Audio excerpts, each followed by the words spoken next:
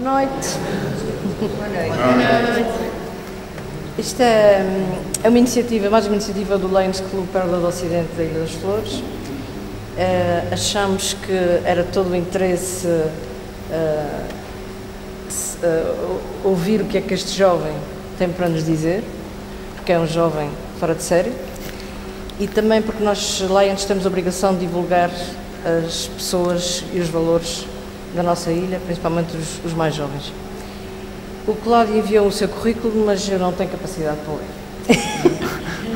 Então, antes de mais, eu quero agradecer a presença de todos. É um orgulho para nós que estejam na nossa companhia, na companhia e na companhia do Cláudio. Falar mais alto. E vou só fazer uma pequena introdução e depois o Cláudio, passa a palavra ao Cláudio, que ninguém é melhor do que ele para falar-te do seu percurso de vida. Eu dei uma entrevista em 2013. Exato, em 2013. E vou-me basear nesta entrevista e depois vou-lhe pedir para ele nos contar o que é que fez a partir daqui.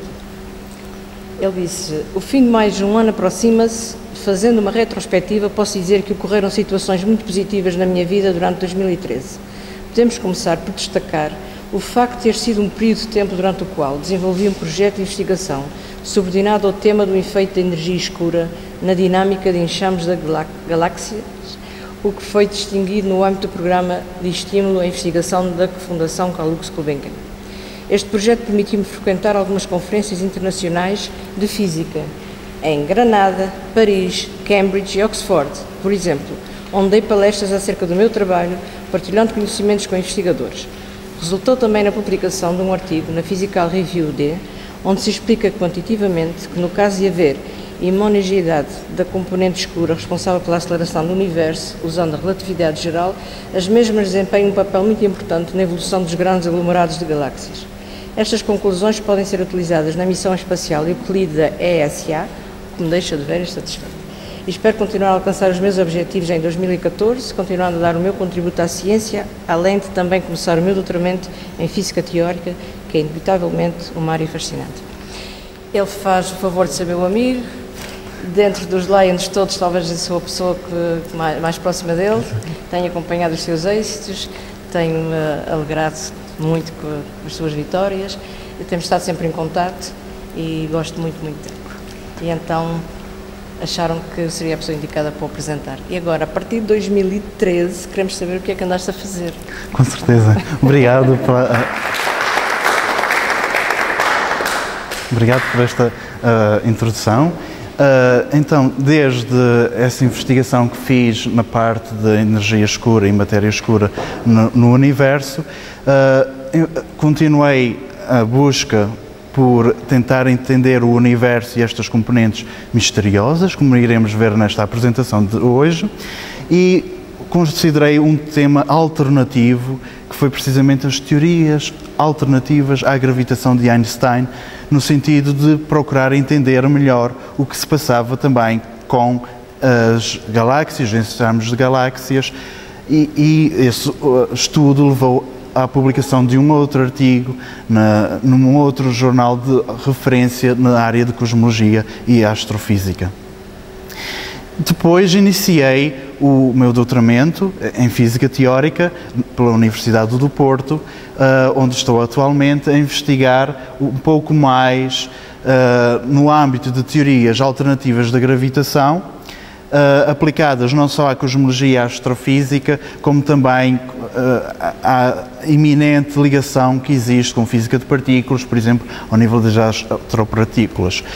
E como tal, existe este tema tão fascinante da cosmologia e do universo, e que me leva hoje a vos apresentar numa linguagem acessível, mas rigorosa, com uma busca pelo entendimento básico da evolução do universo e depois com algumas questões bastante pertinentes e interessantes que costumam suscitar muita discussão em torno das mesmas, como iremos abordar mais no fim.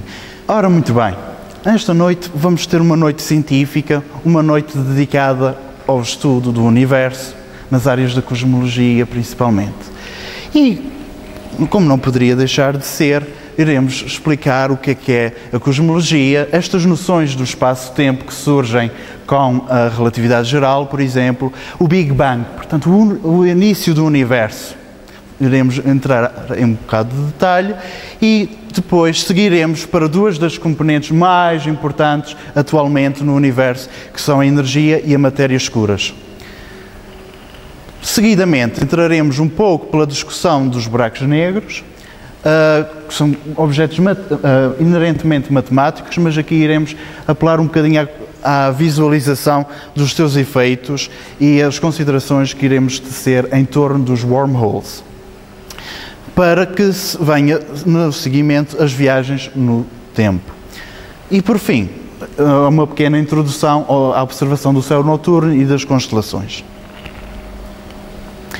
E então a pergunta que nos colocamos, em primeiro lugar, é o que é a cosmologia?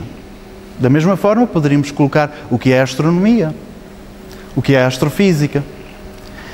Isto é muito simples. O que acontece é que a astronomia vem de tempos imemoriais como o desejo de compreender os objetos que se observavam no céu noturno, principalmente. E depois o Sol como estrela nossa próxima. O que é que acontece? Desde a Antiguidade se procurava entender a diferença entre uns objetos que estavam fixos no céu e uns objetos que iam-se ao longo de umas determinadas trajetórias num determinado período de tempo. A estes últimos dá-se o nome de planetas, objetos móveis, ao passo que os primeiros são as estrelas.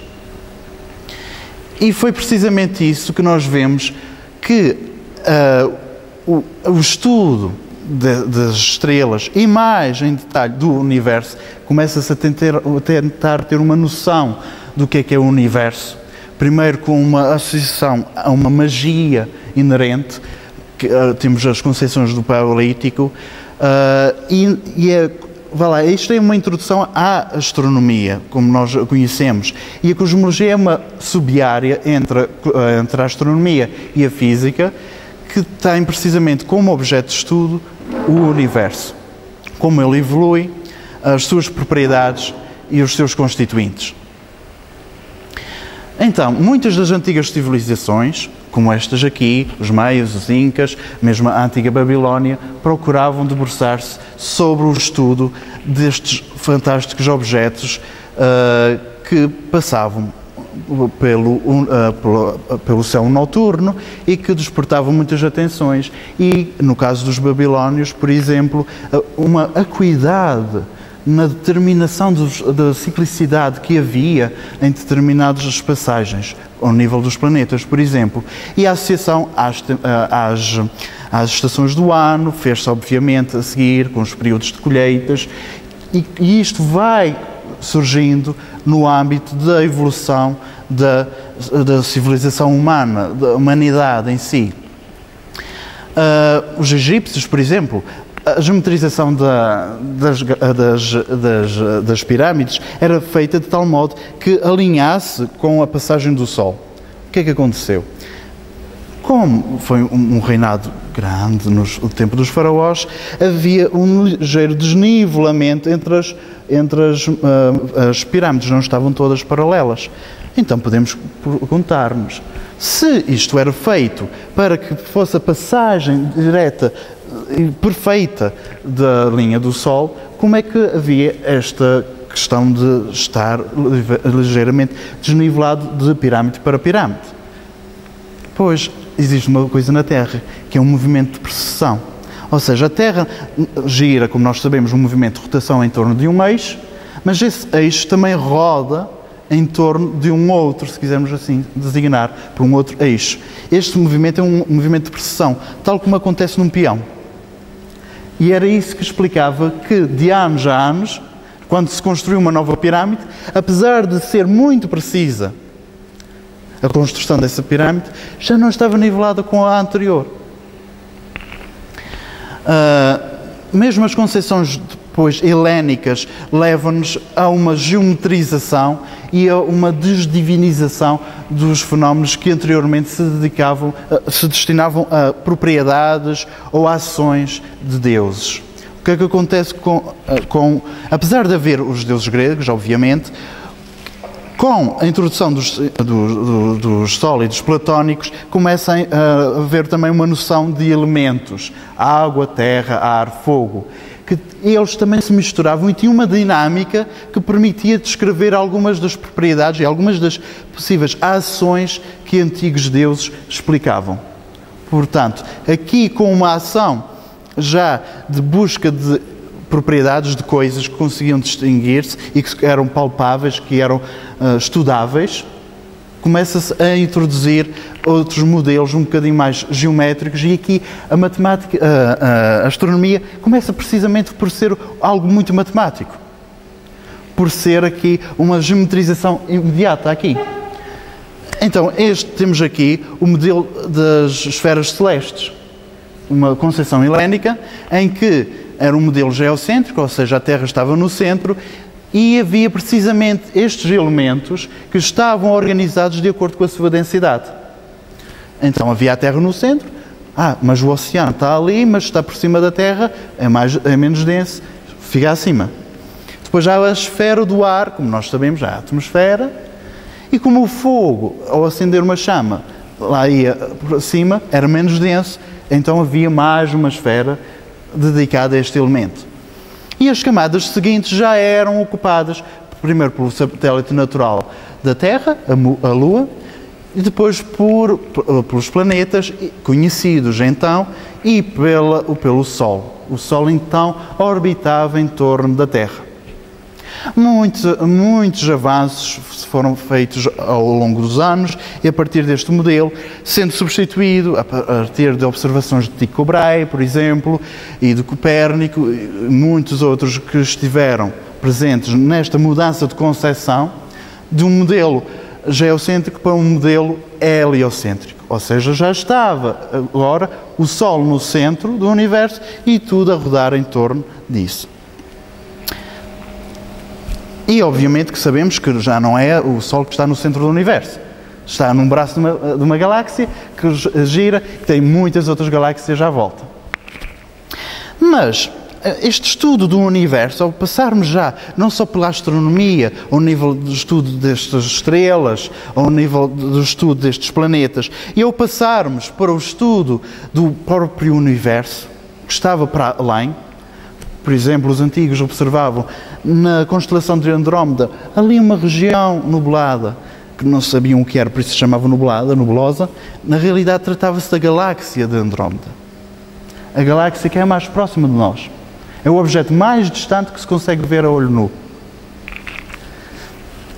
E então, esta cosmologia, este interesse pelo estudo do universo em si, obviamente, foi relançado com a teorização de um modelo completamente diferente, uma mudança de paradigma na ciência que foi levada a cabo precisamente por Einstein.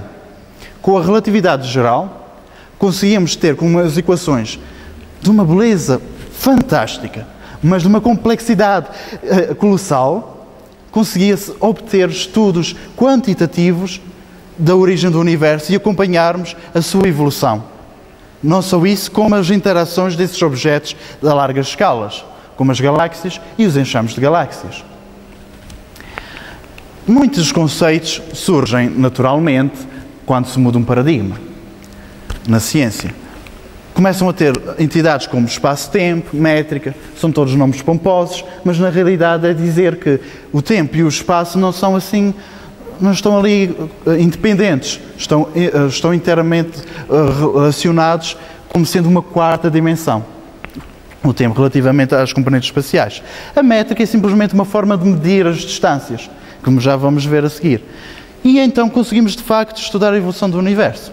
Ora bem, nesta sequência do que é o espaço-tempo, vemos que antes havia o quê? Sabemos o teorema de Pitágoras, certo? Para geometrias euclidianas, geometrias no plano, temos o quê? Sabemos precisamente calcular distâncias e no volume também, no espaço. É generalizar o teorema de Pitágoras para o espaço e consegue-se. Agora já não é a mesma coisa, as distâncias já não se medem da mesma forma. Existe uma quarta dimensão, o tempo.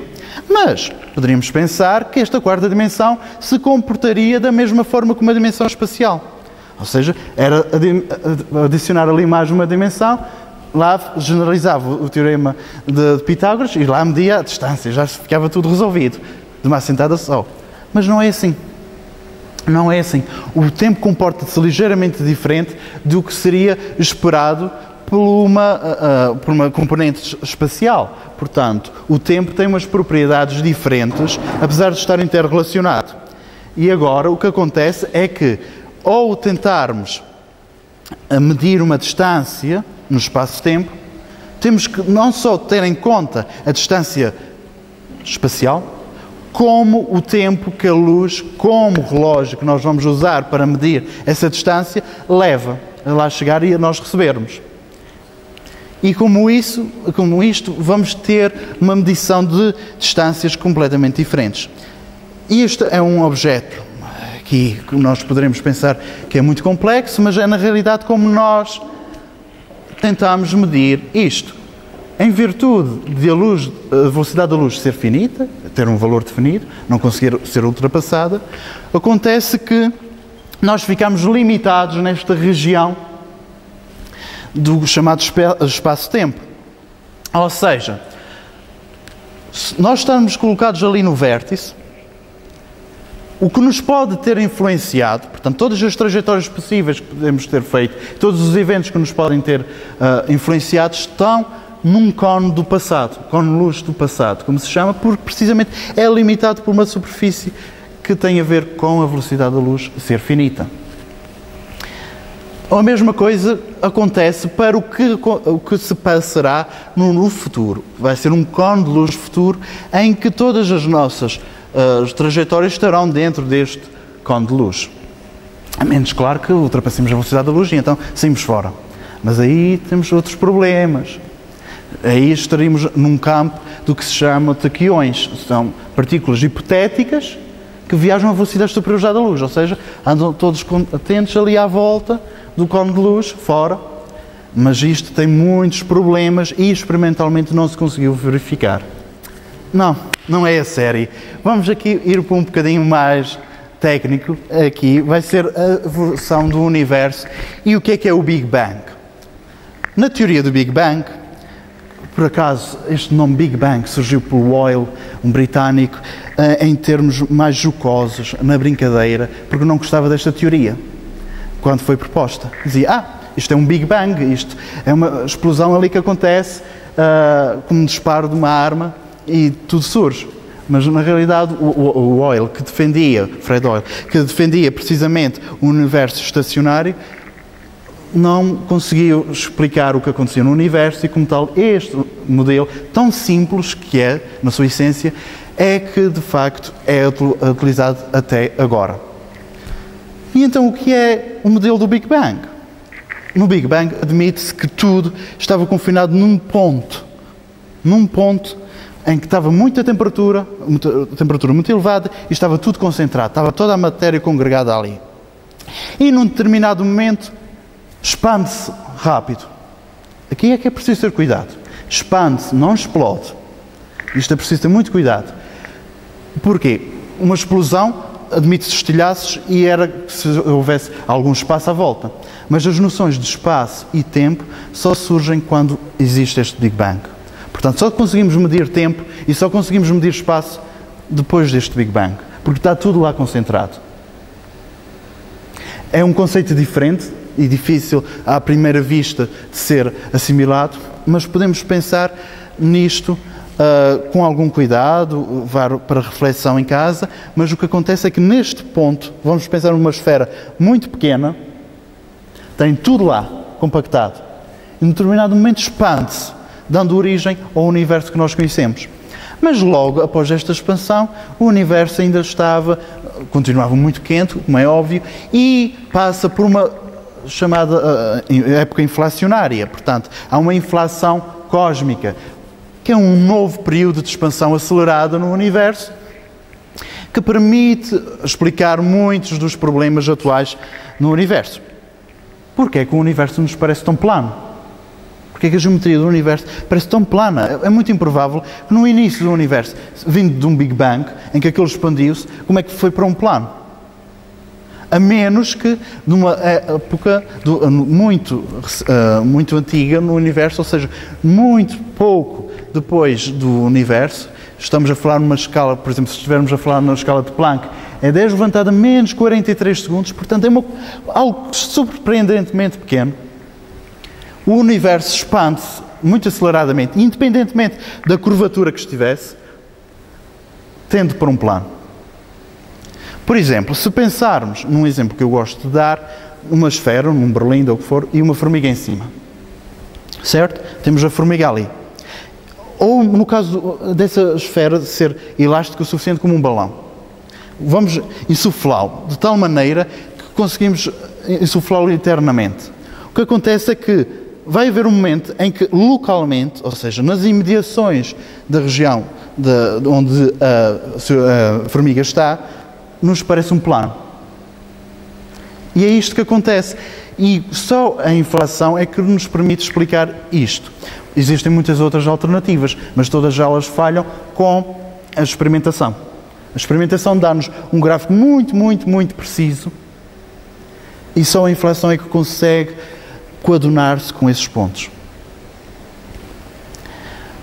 Mas depois, ao nível das partículas que se vão formando, temos que pensar que aquilo era um vazio em que vão criando excitações positivas e negativas, e o que acontece é que vão formando pares de partícula-antipartícula. E esses pares de partícula-antipartícula vão evoluindo. E existe um outro processo que é precisamente, vamos imaginar 1 milhão de partículas, ou 1 bilhão de partículas. Como se formaram com as antipartículas, estamos à espera do mesmo número de antipartículas. Agora vamos imaginar, o que acontece é que uma partícula e uma antipartícula, ao se juntarem, aniquilam-se e libertam luz. Então, porquê é que hoje temos tanta matéria? Porquê é que temos partículas? As antipartículas pertencem à antimatéria. Foi porque precisamente nesse 1 milhão, 1 bilhão de partículas e antipartículas, havia uma a mais partícula relativamente à antipartícula. No total, dá um salto positivo para as partículas. Por isso é que nós vemos tanta partícula, tanta matéria e não tanta antimatéria. É muito raro encontrar antimatéria, consegue-se produzir experimentalmente. E então, neste conjunto de partículas elementares, algumas das quais se destacam, como os quarks e os eletrões, por exemplo. O que é que acontece? Estes começam a juntar-se com os gluões e vão formando outras partículas que nós tão bem conhecemos, como os prótons e os neutrões nos núcleos atómicos. Então estamos a ver a sequência lógica. O que acontece é que se vai evoluindo, tem-se núcleos atómicos e estes núcleos atómicos vão formar átomos quando prendem energeticamente os eletrões à sua volta. Ou seja, quando o universo arrefece um pouco mais, eles mantêm-se ligados eletromagneticamente. O que acontece a seguir é que existem uns objetos muito bonitos, a que nós chamamos de estrelas. E estas estrelas morrem.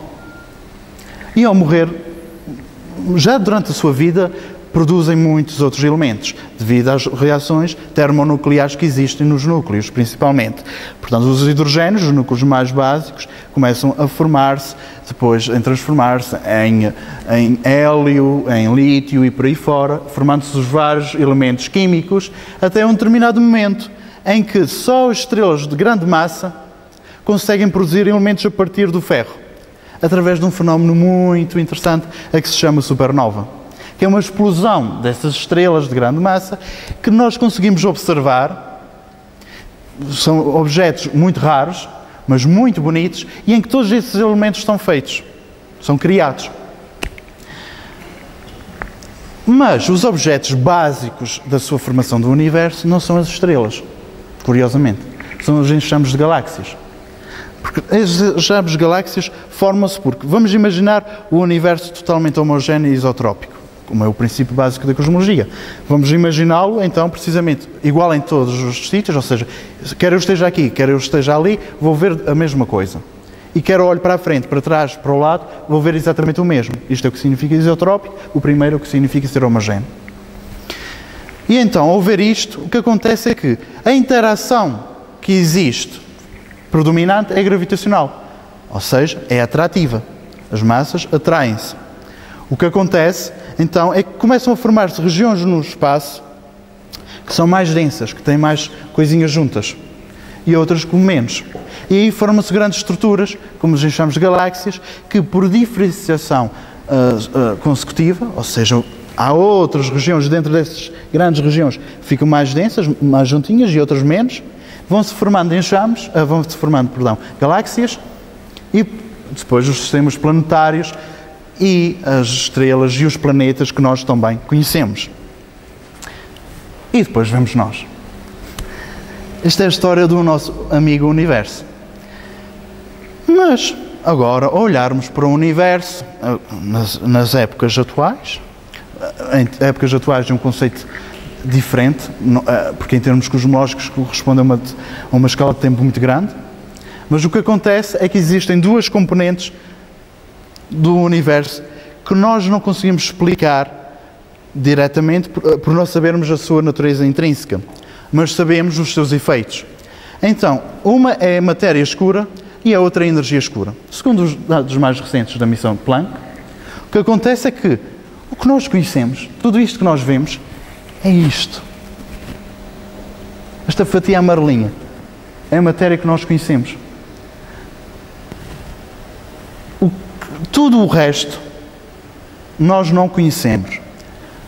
Vamos ver que a energia escura é o que explica a expansão acelerada do Universo atualmente, ao passo que a matéria escura é o que explica a possível ausência de matéria, mas com efeitos que estão lá, nós não conseguimos ver, mas aparecem esses efeitos de matéria escura, porque não interage rapidamente, não interage fortemente com a luz. Então é precisamente isto que acontece. A matéria escura, como matéria, vai manter a parte do Universo, as estruturas de larga escala, como as galáxias e os enxames de galáxias, enquanto a energia escura determina o seu destino, precisamente por causa desta expansão acelerada, para onde irá. Será que vai ser uma expansão que vai continuar acelerada e levar a tal momento em que as galáxias já não conseguem ficar gravitacionalmente ligadas e vai cada uma para o seu lado? Até que as subestruturas, portanto, os sistemas planetários e estrelas, sejam também completamente espalhados? Ou será que vai abrandar e vai permitir que estas estruturas se mantenham? Isto reside precisamente na questão de qual é o futuro do Universo.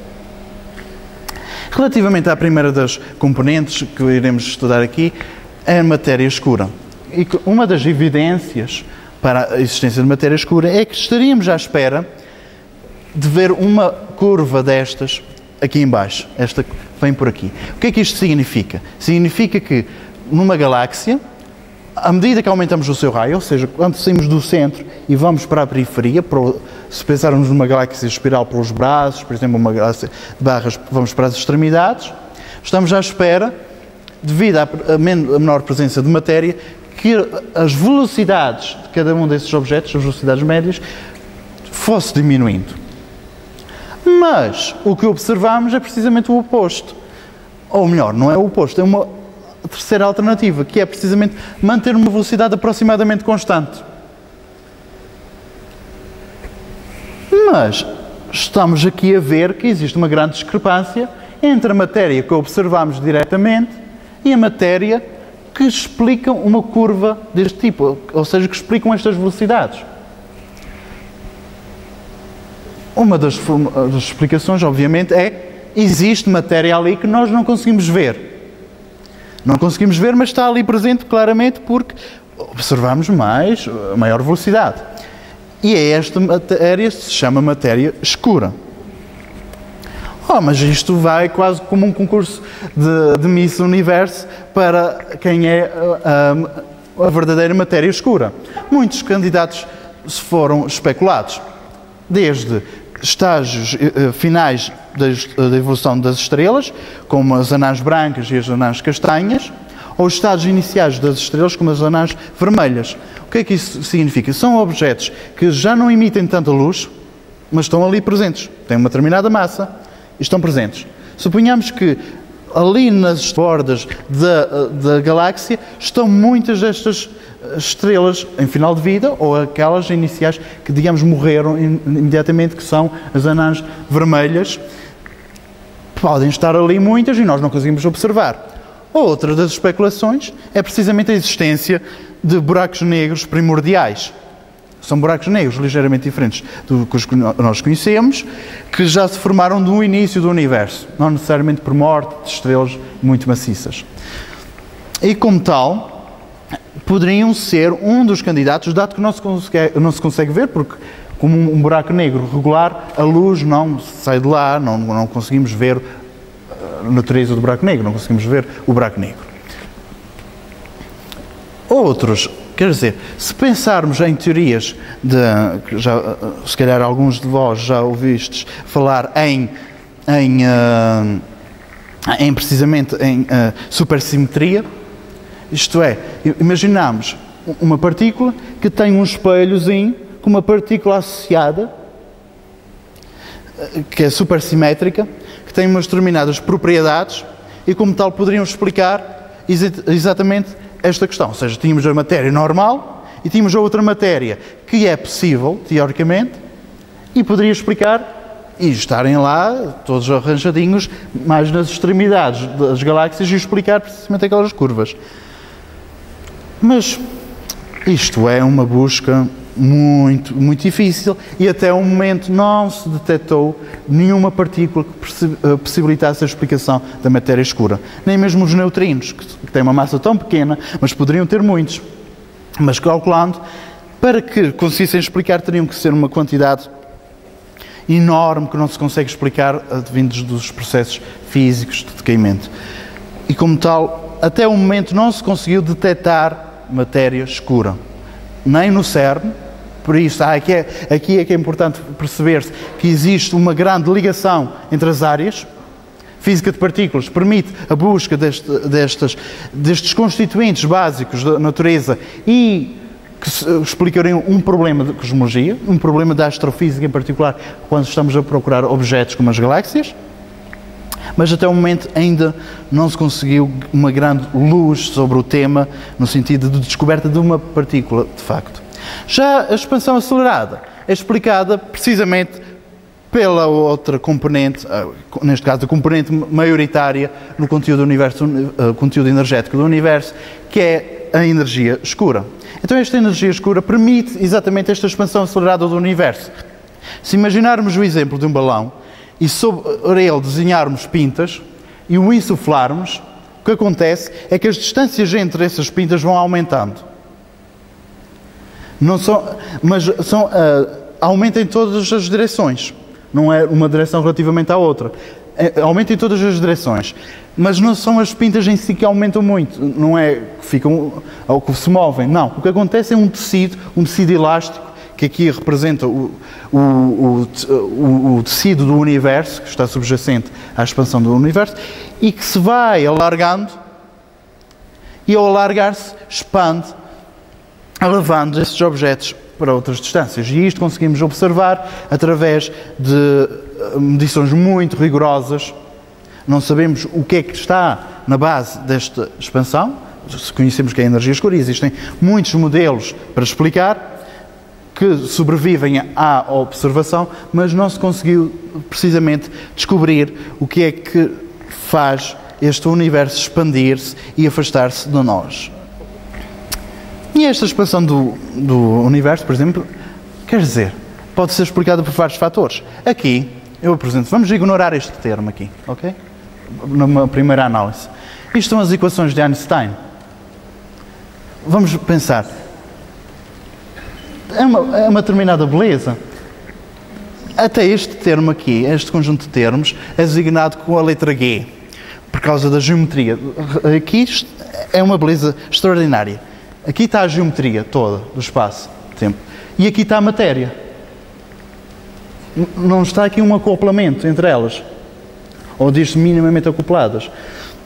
O que é que acontece? O que temos aqui é precisamente matéria igual a geometria.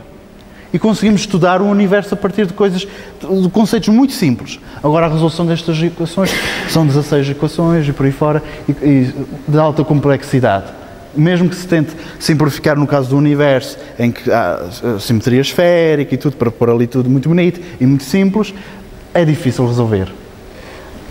Ainda para mais, como no início, ao me apresentar, falei, estudo teorias alternativas da gravitação, precisamente no sentido de procurar uma outra explicação além da energia e da matéria escura, isto é, pensando como, apesar de existirem evidências no sentido de existir esses efeitos, pode não existir isso e a teoria gravitacional precisar ser reformulada, apesar da gravitação de Einstein ter sobrevivido a muitos testes observacionais, ao nível do sistema solar, ao nível do que se chama campo fraco, portanto campos gravitacionais fracos, e conseguir prever coisas tão bonitas como os buracos negros, com uma grande precisão e com muitas ferramentas por detrás que se conseguem estudar, pode não estar suficientemente correta, no sentido de introduzir-se ali qualquer coisa que nas escalas muito grandes, ou seja, nas galáxias, em chamas de galáxias, que esteja lá presente e que nós não consigamos ver,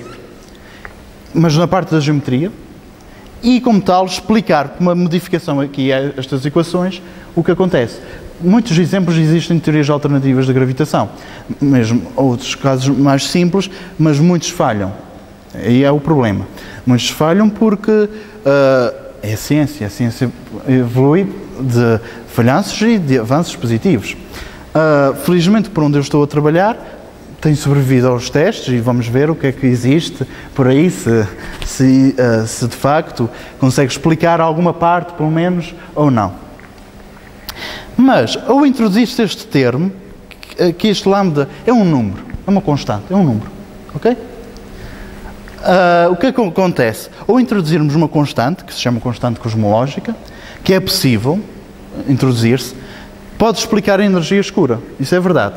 É o modelo padrão cosmológico que é baseado precisamente na energia escura sendo representada pela constante cosmológica. É uma das possibilidades. Embora existe uma possibilidade de não ser exatamente uma constante e ter um pequeno desvio, ou seja, poder ser outra coisa do que uma constante, e lá está um efeito de modificação de gravidade, produz termos adicionais naquelas equações e que permitem, às vezes, explicar exatamente estes comportamentos. Mas aqui vamos restringir-nos já a outra abordagem, que é, existe matéria escura e energia escura. Porque é uma das possibilidades. Vamos pensar historicamente. Na procura de alguns dos objetos solares, de dois planetas, na realidade, o que aconteceu é que se pensava, precisamente, que havia um planeta adicional para explicar as órbitas mais excêntricas. Mas, na realidade, não era planeta adicional. Era simplesmente o Plutão que estava ali. Certo? Não era um planeta adicional no sentido de a mais do que o Plutão, ok? Para explicar isso. Não era. E depois houve outro exemplo, precisamente contrário, em que não existe nada e descobriu-se outro planeta. Isto aqui o que quero dizer é que as duas abordagens são possíveis. Historicamente já vimos que quer por uma, quer por outra já se descobriu. Agora, na escala do universo, só os avanços científicos e tecnológicos o poderão dizer certamente. Existe a missão Euclide da ESA, que será lançada possivelmente em 2020, e que tem precisamente como objeto de estudo mapear o universo ao nível da energia escura e da matéria escura, procurar ver se existem inhomogeneidades. Por isso, exatamente o meu primeiro trabalho no estudo das inhomogeneidades na componente da energia escura permite explicar o que é que acontece nos desvios relativamente aos enxames de galáxias e também se tem que procurar a outra via, que é a teorias alternativas de gravitação, e dar algumas pistas nessa busca. E aí surgem essas teorias alternativas. Agora, outro tópico muito interessante e que suscita sempre um grande debate, suscita aqui um grande interesse, são os buracos negros. Mas o que são os buracos negros e o que é isto de olhar para uma coisa como um buraco negro? Ora, muito bem. Os buracos negros correspondem tipicamente aos estádios finais das estrelas de grande massa.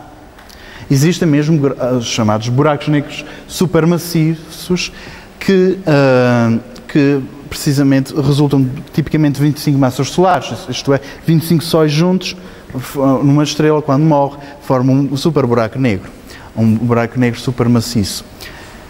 O que é que ao olharmos para aquela região, vemos que está tudo a orbitar em torno de um determinado ponto, de uma determinada região, embora não consigamos ver. Não há ali uma emissão de luz, como numa estrela.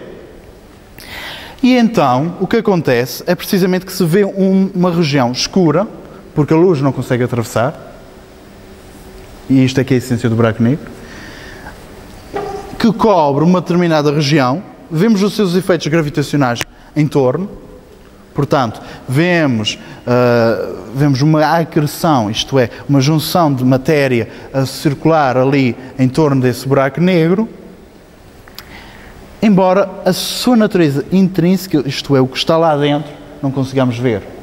Mas isto, olhamos para as equações de Einstein, que agora, como eu vos disse no início, temos um modo de estudar o universo, e vemos que, se andarmos para trás, uma possibilidade que é inverter o tempo, temos um buraco branco. O que é um buraco branco? É precisamente o contrário de um buraco negro. Ao passo que o buraco negro consegue aglomerar matéria, juntar matéria como se fosse absorvê-la, o buraco branco vai expulsá-la. E então, isto aqui é curioso, é que essa mesma singularidade, numa região está a absorver e no outro está a libertar. Pode ser num diferente universo, ou numa região diferente do universo onde nós estamos. Mas o que é que acontece? Atualmente nunca se conseguiu ver até o momento um buraco branco. Mas o universo que nós conhecemos, este que nós conseguimos ver com os telescópios, por onde conseguimos ver o máximo possível, é um que se chama universo observável. E como eu vos expliquei inicialmente da expansão acelerada no início do universo, que se chama inflação cósmica, aquilo expandiu-se de tal maneira, apesar de localmente nos parecer plano, e a região que nós conhecemos bem, o universo verdadeiro, chamemos-lhe assim, pode ser tão grande que nós não conseguimos ver. Isto é, como a luz tem uma velocidade finita, estamos limitados ao que conseguimos ver. E define-se aí o que se chama um horizonte. Definimos o máximo que conseguimos observar. Mas existe muito mais para lá do que isso. Não sabemos, pode ter uma outra forma, pode simplesmente, à partida, o que é que acontece? Pode ter precisamente buracos brancos e ali estarem a sair a matéria, certo? Existiu uma possibilidade avançada, teoricamente, no Canadá, para que o Big Bang não fosse um Big Bang, ou seja, o início do universo, fosse precisamente a libertação de um buraco branco. Então, saiu toda a matéria por ali. Então, o universo que nós conhecemos é um universo dentro de um outro universo. Obviamente que isto a minha opinião sobre este tema é que deve haver mais investigação e porque lá está, deve procurar explicar muitas das questões, como o que se chama radiação cósmica de fundo, que é basicamente os restos fósseis do universo nos seus inícios, a libertação dos fotões, portanto, partículas de luz, que tem um determinado gráfico muito, muito preciso. Se conseguir explicar isto e tudo mais, pode ser uma alternativa viável ao Big Bang. Mas o Big Bang, até o momento, é o modelo que conseguiu sobreviver. E então podemos colocar-nos a questão de que os buracos negros poderão levar-nos no tempo. E aqui há considerações importantes a fazer em torno de conceitos de viagens no tempo e do que é um buraco negro e o que é um wormhole. Ora bem, o espaço-tempo, como eu expliquei, existe a componente temporal e a componente espacial. Agora, se não for um contínuo, isto é, se não for de tal maneira que conseguimos partir o espaço sempre em pedacinhos menores, de menor dimensão, infinitamente, ou seja, se houver uma determinada região ali em que para, e aí é possível por causa dos efeitos quânticos, é o que precisamente o Stephen Hawking explica, existe um estilo, um reticular, portanto, como se fossem riscas, certo? Uma discretização do espaço-tempo, em que, para eu passar de um lado para o outro, eu tenho que saltar. É um salto quântico. Mas estamos a falar de escalas muito pequenas. Se eu fornecesse energia suficiente para que aumentasse aquilo, teria um wormhole, ou seja, teria a possibilidade de atravessar, fazer um salto quântico de uma determinada região para outra. Isto no espaço-tempo, ou seja, quer andar no tempo, quer andar no espaço. E isto é um conceito interessante, mas requer energia infinita para estar a mantê-lo ali aberto e aquele ciclo existir eternamente. E então, as viagens no tempo, perguntamos-nos então, o que é que acontece? Bem, se eu estiver aqui sentado, estou a andar no tempo, porque o relógio passa, certo? Mas o que acontece é que, se eu estiver no espaço, o tempo começa a andar um bocadinho diferente do que anda cá. E isto aqui é um conceito interessante que acontece, e isto é relatividade restrita. A primeira parte da teoria de Einstein, que tem a ver com estes conceitos básicos e que é testado de tal maneira que se pensa ser uma teoria fundamental. Isto é a realidade, podemos assim dizer. Não é exatamente a realidade, mas é tão preciso e parece ser, consegue sobreviver, e é tão rigoroso que nós conhecemos como esta relatividade restrita. E é um fenómeno muito interessante. Quando eu ando a velocidades próximas da luz, o tempo vai dilatar-se, ao passo que o espaço se contrai. O que é que isto acontece? Se nós pensarmos em dois gêmeos, um que sai da Terra e um que fica... Exatamente. Temos um exemplo, mas aí existem algumas questões pertinentes a serem discutidas. O que acontece é que se este gêmeo que sai da Terra vai numa nave espacial que anda a uma velocidade muito próxima da luz, ao regressar à Terra, como o seu tempo andou mais devagar, chega mais novo do que o irmão gêmeo que ficou cá na Terra. Não é teoricamente, é experimental. A questão é que é engraçado. Nas partículas elementares consegue-se testar, quando as partículas são aceleradas, a velocidades próximas da luz, elas duram mais. O seu tempo médio de vida é maior, o que significa que duram mais.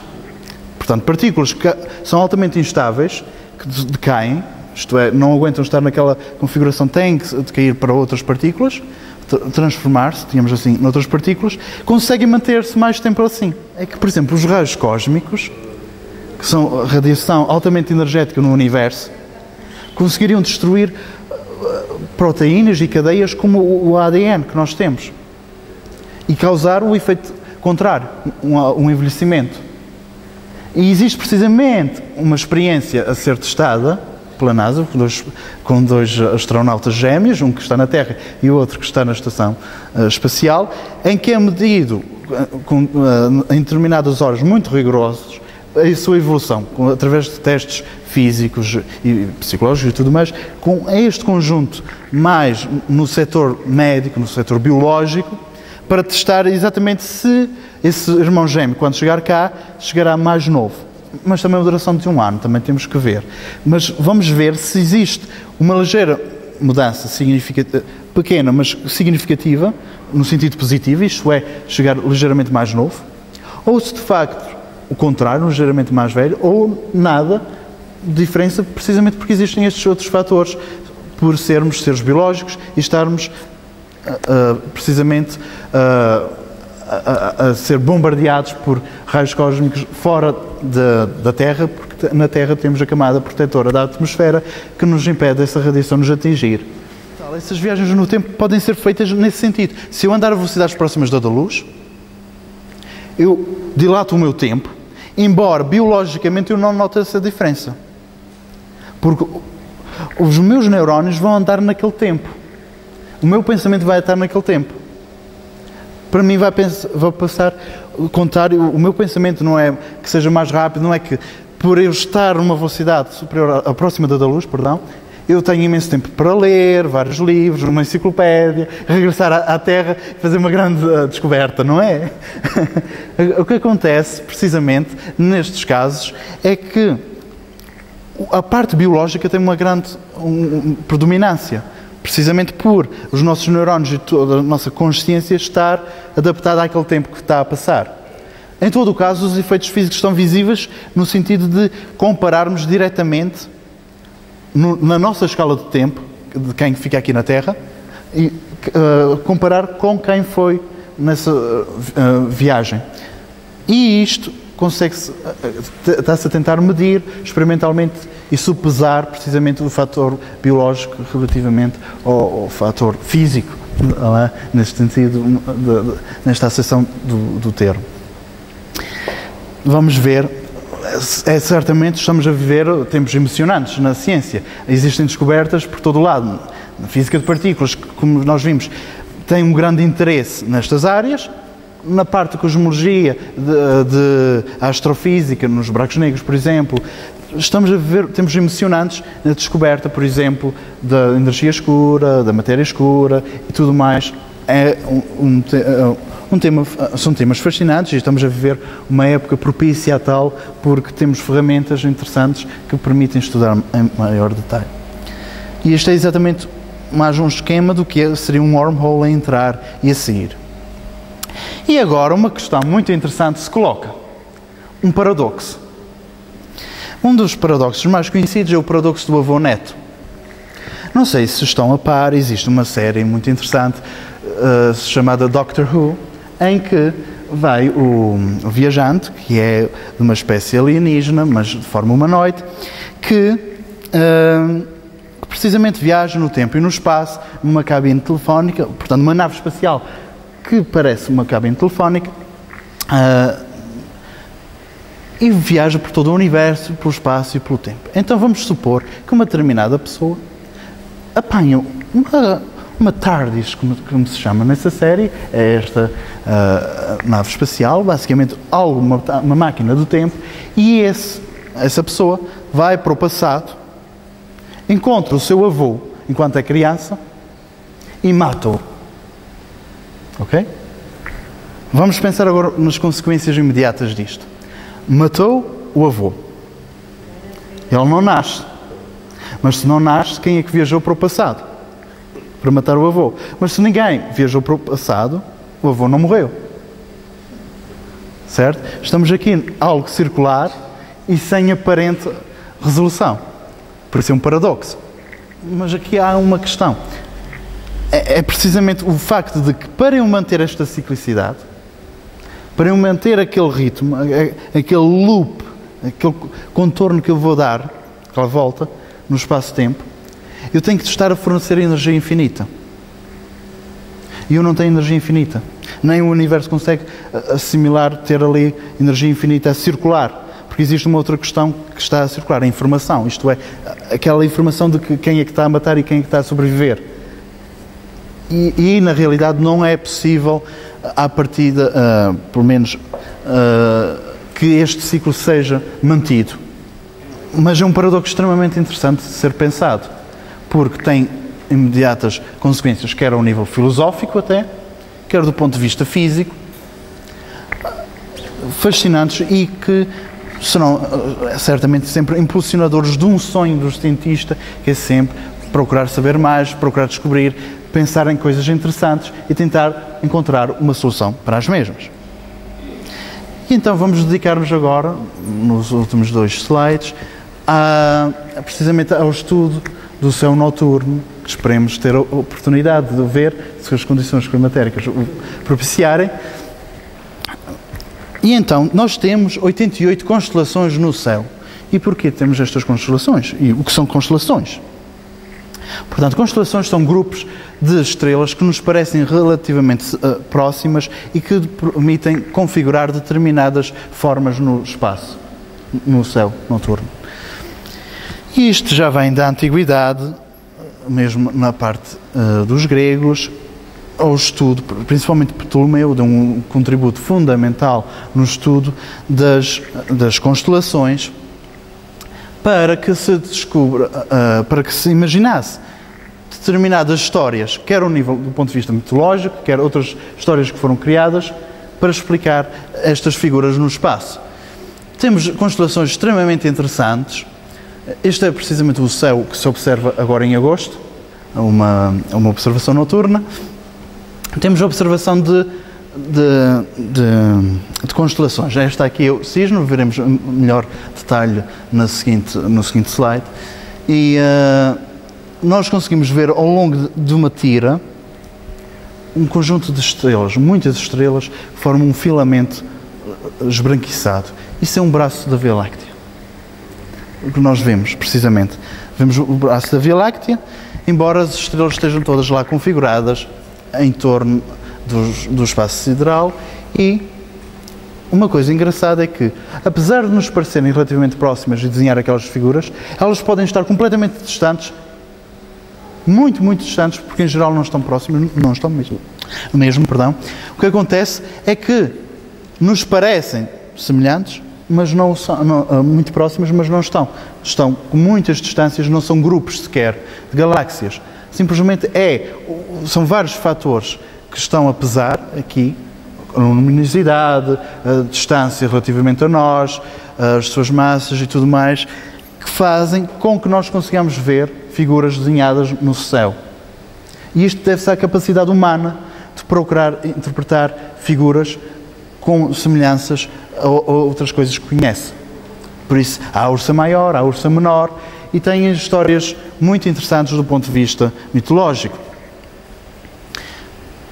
E existe uma coisa que se chama o paradoxo de Olbers, que é precisamente, se existem infinitas estrelas, ou seja, um número tão grande de estrelas que nós poderíamos considerar infinitas, porquê é que o céu noturno está escuro? Porquê é que e se elas estão espalhadas homogeneamente, ou seja, em todas as direções, isotropicamente e homogeneamente, ou seja, em todas as direções, porquê é que não vemos o céu noturno tão claro como se fosse dia? Há uma distância, a velocidade da luz é finita, muitas delas ainda não chegaram até nós. E algumas destas já podem estar, digamos, vivas, no sentido de já não serem estrelas na sequência principal, como se chama, em termos astronómicos, ou seja, já terem ou ido para uma supernova, no caso das maciças, ou mesmo para um possível buraco negro, um dos possíveis fins, ou uma anã branca, para as de menor massa, das estrelas. E isto é muito interessante, estes paradoxos, porque precisamente temos que conjugar vários fatores. A luminosidade também afeta, as estrelas têm diferentes temperaturas, isto corresponde-se e traduz-se em brilhos, como nós os observamos, têm diferentes, e como tal, há uns mais brilhantes e outros menores, menos brilhantes. Há a questão da absorção na atmosfera de determinados comprimentos de onda, isto é, a luz vem cá, mas é compartimentada e algumas partes não sobrevivem até cá, por isso há várias observações de estrelas que se veem noutros comprimentos de onda, isto é, por exemplo, nos infravermelhos ou nos ultravioletas, vemos mais estrelas ou menos estrelas, precisamente dependendo destas questões. Mas a principal é a velocidade da luz ser finita. Uma curiosidade muito engraçada da presença da astronomia nos dias da semana. Isto é mesmo interessante. Se nós pensarmos em inglês, segunda-feira é Monday. E os gregos diziam The Moon Day. Exatamente, exatamente.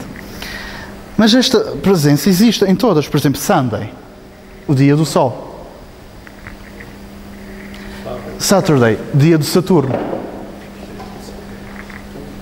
E isto acontece. E isto também se mostra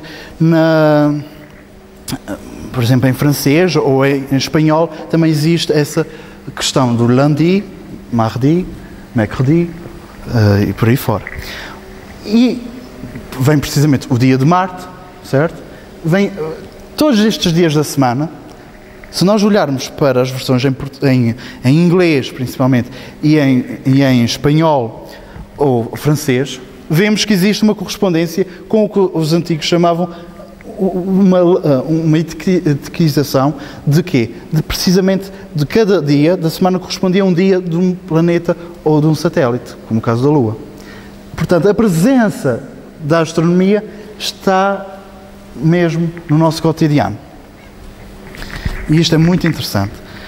E com isto, esta observação é o que nós pretendemos observar esta noite, ver nesta noite o braço da Via Láctea e algumas das estrelas mais proeminentes no céu noturno. Vamos ver o que é que o céu nos reserva. E obrigado pela vossa atenção.